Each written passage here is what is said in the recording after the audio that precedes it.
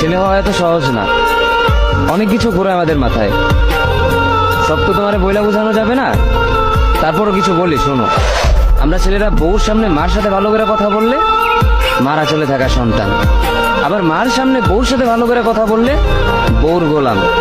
নিজের ছেলে মেয়েদের যদি মারি আমাদের দয়া মায়া নাই, আর ওই ছেলে মেয়েদের যদি কিছু না বলি আশকারা দিতেছি। নিজের বউরে দিয়া যদি জব করাই সেই ক্ষেত্রে আমি বউর কামাই খাই, আর যদি বউরে দিয়া জব না করাই আমি সন্দেহ করি। সারাদিন ঘরের বাইরে থাকলে আমরা ভাদাইম্মা, আর যদি ঘরের ভিতরে থাকি তাহলে বেকার, কাজ কাম নাই।